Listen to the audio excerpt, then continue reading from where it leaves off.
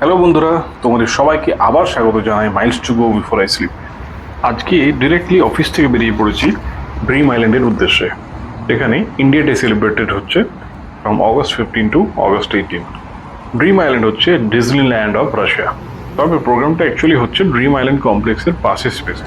এখন তাগানস্কায়া মেট্রো থেকে বেরিয়ে একটা মেট্রো চেঞ্জ করে আধ ঘন্টার মধ্যে পৌঁছাবো টেকনো পার্ক মেট্রো স্টেশন। এটা ঠিক পাশেই হচ্ছে ড্রিম আইল্যান্ড।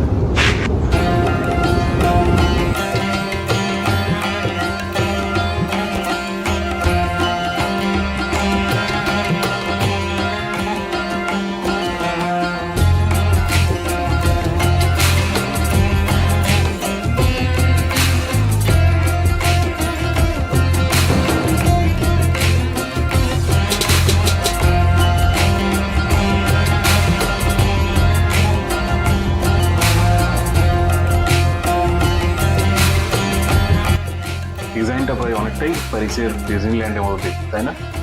যদিও আমি প্যারিস গেছি, বাট দুদিনের জন্য গেছিলাম এবং সেখানে অবভিয়াসলি ডিজনিল্যান্ডটা সেই আইটিনারিতে ইনক্লুডেড ছিল না।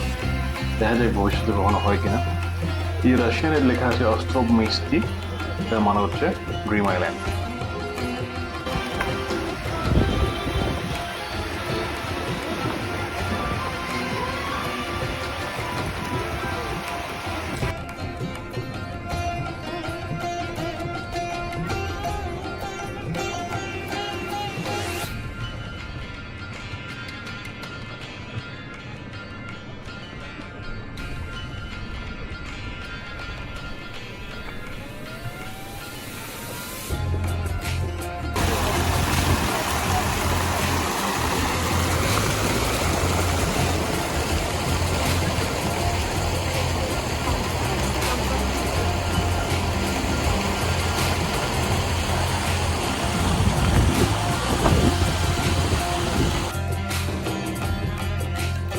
এই বিল্ডিংটার সোজা ঢুকে গেলে ড্রিম আইল্যান্ডের যে রাইডসগুলো আছে সেগুলো পড়বে, এবং এটা থেকে ঠিক ডান দিকে গেলে সেই জায়গাটায় হচ্ছে ইন্ডিয়া ডে।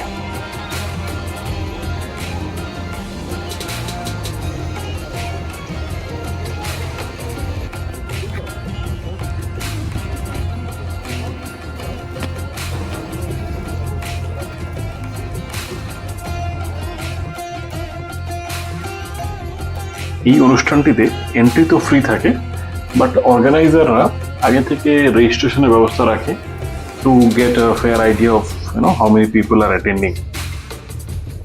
তো সেটারই চেকিং হচ্ছিল গেটে, এবং ব্যাগটাকে চেক করে। মস্কোর বিখ্যাত ড্রিম আইল্যান্ডে ভারতীয় সংস্কৃতি ও ঐতিহ্যের এক অবিস্মরণীয় উদযাপনে আপনাকে স্বাগত জানাই।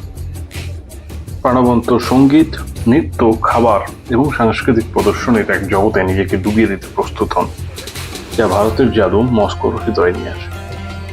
রোমাঞ্চকর রাইডস ও মনোমুগ্ধকর আকর্ষণের জন্য পরিচিত ড্রিম আইল্যান্ড এই বিশেষ উৎসবের জন্য ভারতীয় সংস্কৃতির এক চোখ ধাঁধানো প্রদর্শনীতে রূপান্তরিত হয়।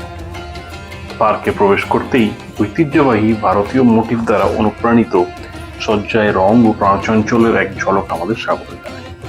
এই উৎসবটি যেন এক ইন্দ্রিয়গ্রাহ্য ভোজ, যেখানে পার্কের প্রতিটি কোণ উজ্জ্বল রং, জটিল নকশা এবং ভারতীয় আতিথেয়তায় উষ্ণতায় সজ্জিত থাকে। শুদ্ধ ভাষার একটু বেশি ব্যবহার হয়ে গেল মনে হচ্ছে। অনেক ভারতীয় এবং রাশিয়ান ব্যবসায়ী এখানে তাদের স্টল বসান এবং নানা রকমের পণ্য বিক্রি করেন। আমি এখানে নানা ধরনের পোশাক, চা, কফি, হস্তশিল্প এবং গয়নার দোকান, স্টল সব দেখতে পাচ্ছি। এবং অর্গানাইজারদেরও ভালো রকম ইনকাম হয় এখান থেকে। এক একটা স্টল থেকে প্রায় 3 থেকে 5 লাখ রুপলের মতো তারা নেয় fees, depending on the size and the nature of the business. এবং শুধু ভারতীয় নয়, অনেক রাশিয়ান বা আদার ন্যাশনালিটিজের মানুষজনও এই শোটা বা প্রোগ্রামটা অ্যাটেন্ড করে।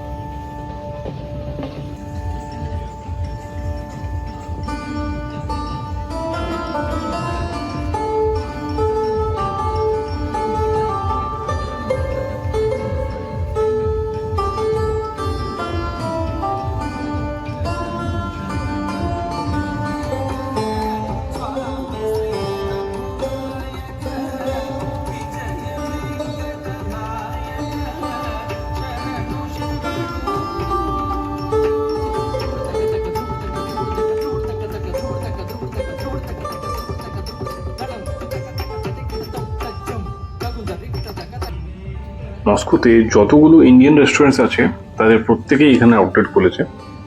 সাতভা রেস্টুরেন্টটা ইসকন টেম্পল প্রেমিসেস সিচুয়েটেড, এটা তাই পিওর ভেজ। এবং সাতভা ছাড়াও ডেলিসিক্স, ধাবা, বলিউড, খাজুরাহো এবং দরবার এগুলো সব ফেমাস ইন্ডিয়ান রেস্টুরেন্টস। প্রত্যেকেই এই সময়টা ভালো রকম ব্যবসা করে। আর ইন্ডিয়ান খাবারের প্রতি রাশিয়ানদের একটা ভালো রকম ক্রেজ আছে, স্পেশালি যারা ইন্ডিয়ান ফুড টেস্ট করেছে বা ইন্ডিয়া গেছে তারা তো ডেফিনেটলি খাবেই খাবে। এখানে সাইড বাই সাইড হোলিও খেলা হয়, যদিও অ্যাকচুয়াল হোলি মার্চে হয়ে গেছে। তার বেশ কিছু মাস পর এখানে সামারে হোলি খেলারও একটা বেশ আলাদা আনন্দ আছে।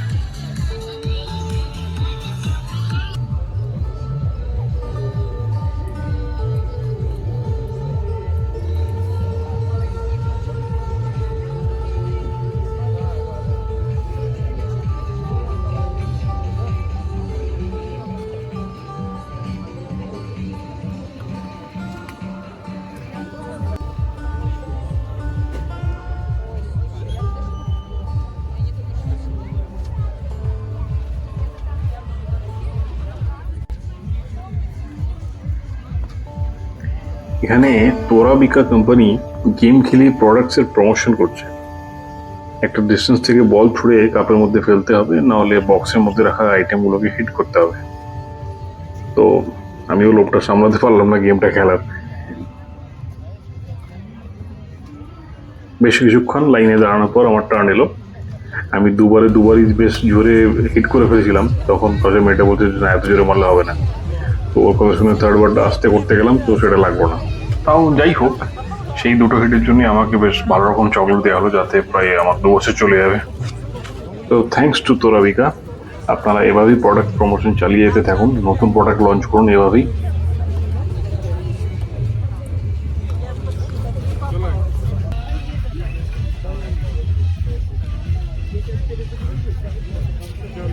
চকলেট যেটা হয়ে গেছে, এবার একটু অন্য দিকটা ঘুরে দেখা যাক। বেশ অনেকটা এরিয়া জুড়েই হচ্ছে প্রোগ্রামটা, অনেক স্টল লেগে আছে। মেহেন্দিতেও রাশিয়ানদের অনেকের ইন্টারেস্ট আছে দেখছি। লাইন দিয়ে 1000 রুবল দিয়ে সবাই মেহেন্দি করাচ্ছে।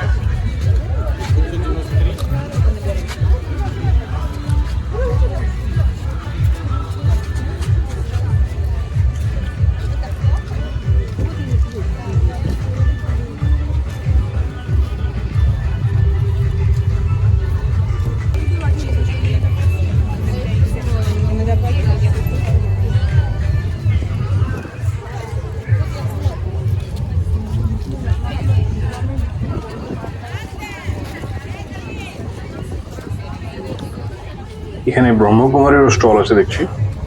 ব্রহ্মকুমারী হলো 1937-এ প্রতিষ্ঠিত একটি স্পিরিচুয়াল অর্গানাইজেশন, যা মেনলি ধ্যান, আধ্যাত্মিক শিক্ষা এবং আত্মরূপান্তরের প্রসারে নিবেদিত।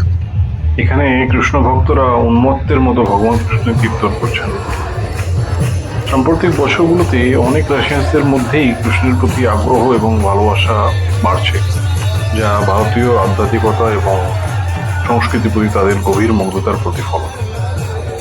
অনেক রাশিয়ানদের কাছে কৃষ্ণ হলেন আধ্যাত্মিক পরিপূর্ণতা, অন্তরের শান্তি এবং ভারতের প্রাণবন্ত ঐতিহ্যের সাথে সংযোগের একটি পথ। এই আন্তঃসাংস্কৃতিক আলিঙ্গন কৃষ্ণের প্রেম, ভক্তি এবং সম্প্রীতির শিক্ষার সর্বজনীন আবেদনকে তুলে ধরে। এই প্রসঙ্গে বলে রাখি, মস্কোতে 2টো ইসকন মন্দির আছে এবং যেটা মেইনলি রাশিয়ানদের দ্বারাই পরিচালিত হয়, এবং রামকৃষ্ণ আশ্রম আছে, যেখানে শুধু একজন মহারাজ ওয়েস্ট বেঙ্গল থেকে আছেন, বাকি সবাই রাশিয়ানস।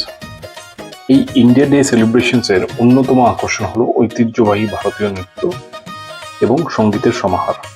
ভারতনাট্যম ও কত্থকের মতো শাস্ত্রীয় নৃত্যের লাবণ্যময় ভঙ্গিমা থেকে শুরু করে বলিউড ও ভাংড়ার উদ্দাম ছন্দ পর্যন্ত এই পরিবেশনগুলো এক কথায় এক অসাধারণ অভিজ্ঞতা। জমকালো পোশাক পরিহিত শিল্পীরা ভারতের পরিবেশন শিল্পের সমৃদ্ধ বৈচিত্র্যকে তুলে ধরে, এবং সবচেয়ে আকর্ষণীয় বিষয় হলো রাশিয়ানসরাই ম্যাক্সিমাম ডান্সকে পারফর্ম করে। And they are not dancing just for the sake of dance. Expressions দেখে মনে হচ্ছে সবাই এনজয় করছে ডান্সটা। কপিরাইটের জন্য হয়তো অ্যাকচুয়াল গানটা আমি আপলোড করতে পারবো না, তাহলে ব্যাপারটা আরো ক্লিয়ার হতো।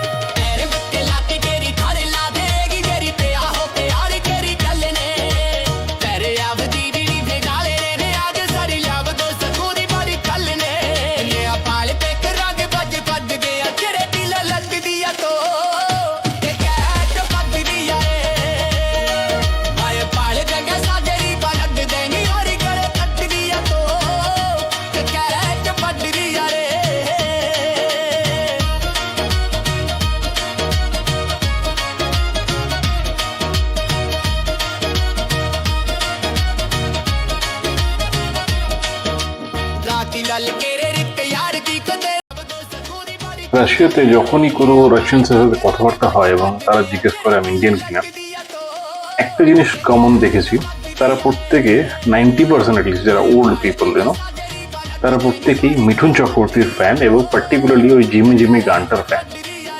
তাই অবভিয়াসলি সেই গানটার উপরে এখানে ডান্স না হলে হয় না। এবং দেখো এই মহিলাটা যদিও ইনটক্সিকেট মাল খেয়ে আছে বোঝা যাচ্ছে, বাট কি লেভেলে এনজয় করছে।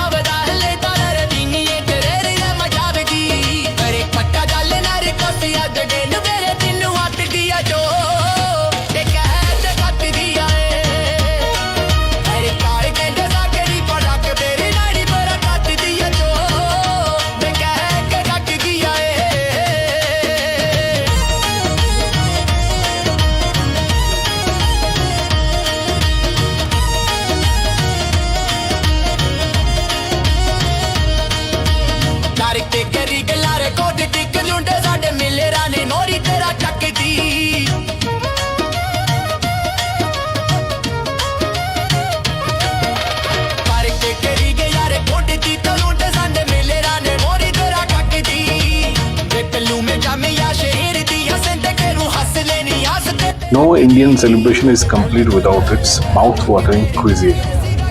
From the spicy flavors of street food like samosas and chaat to the rich aromatic curries and biryanis, everything is here. শুরুতে এই রেস্টুরেন্টগুলোর নামগুলো বলা হয়নি, যেমন দেবী ক্যাফে, শিবম একটা বড় রেস্টুরেন্ট এবং ইন্ডিয়ান রেস্টুরেন্ট বলে, but it is owned by an Afghan এবং মেইন কাস্টমার এই রেস্টুরেন্টটার আফগানরাই। আমি একবার গেছিলাম, তারা বেশ সন্ধ্যেবেলায় আফগানরা মিলে আফগান পশতুন বা কোনো একটা তাদের এথনিক গানের উপরে ডান্স করছিল, বেশ ভালো লেগেছিল।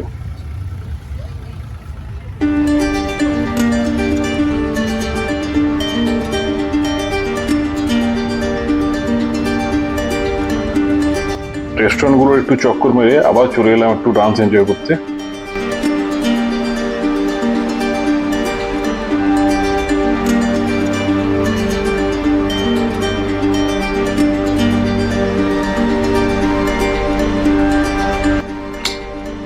এই অনুষ্ঠানের অন্যতম সুন্দর একটি দিক হলো ভারতীয় ও রাশিয়ান সংস্কৃতির মিলন। ড্রিম আইল্যান্ডের এই উদযাপন শুধু ভারতীয় ঐতিহ্য প্রদর্শনের জন্যই নয়, বরং ভারত ও রাশিয়ার মানুষের মধ্যে সাংস্কৃতিক আদান প্রদান ও বন্ধুত্ব গড়ে তোলার জন্য একটা ইনিশিয়েটিভ। আপনি যদি ভারতীয় সংস্কৃতির অনুরাগী হন, নতুন কিছু অভিজ্ঞতা অর্জন করতে চান কিংবা শুধুমাত্র উৎসব ভালোবাসেন, তাহলে এই আয়োজনটি আপনাকে এমন এক অনন্য এবং আনন্দময় অভিজ্ঞতা দেবে যে আপনি কিছুতেই হাতছাড়া করতে চাইবেন না। তো যাই হোক, এবার বাড়ি ফেরার সময় হয়ে এসছে। মেট্রো করে এখান থেকে প্রায় মিনিট 40 লাগবে, একটা লাইন চেঞ্জ করতে হবে। তো বন্ধুরা, কমেন্ট করে জানিও ভিডিওটা তোমাদের কেমন লাগলো, এবং মস্কো এবং রাশিয়ার নানা বিষয় নিয়ে ভিডিও দেখতে চাইলে অবশ্যই লাইক, শেয়ার এন্ড সাবস্ক্রাইব করতে ভুলবে না। খুব শীঘ্রই আবার দেখা হচ্ছে আমার নেক্সট ভিডিওতে। Till then, take care, goodbye.